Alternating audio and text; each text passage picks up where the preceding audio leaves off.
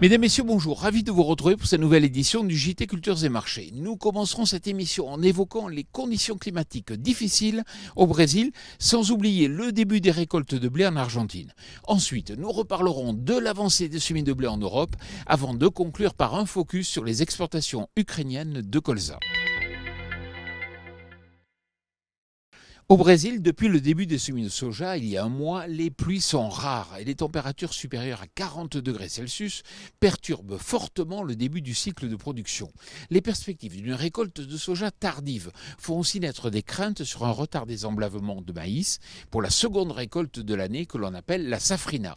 Le scénario des récoltes brésiliennes catastrophiques que nous avons connues en 2021 réapparaît donc avec un risque non négligeable sur les équilibres mondiaux alimentaires.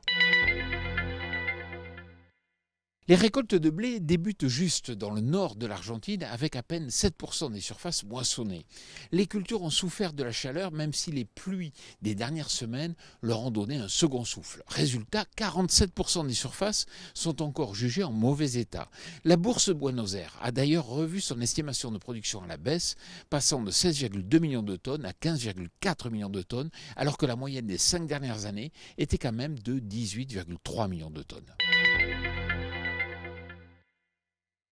Nous vous en parlions la semaine dernière, les pluies ne permettent pas de réaliser les semis de blé en France, particulièrement dans l'Ouest. La situation est similaire dans le nord de l'Europe, en Allemagne comme au Royaume-Uni.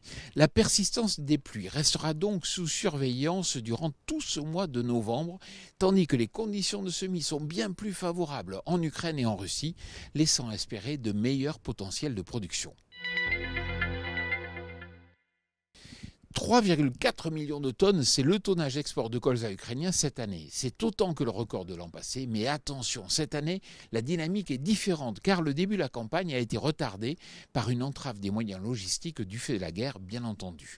Malgré la reprise progressive des exportations maritimes au départ d'Odessa, le rythme export de croisière n'est pas encore atteint et les risques sont toujours bien présents.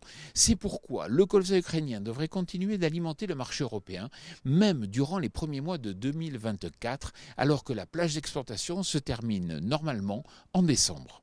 Voilà, le JT Culture et Marché, c'est terminé. Je vous souhaite bien sûr une excellente semaine.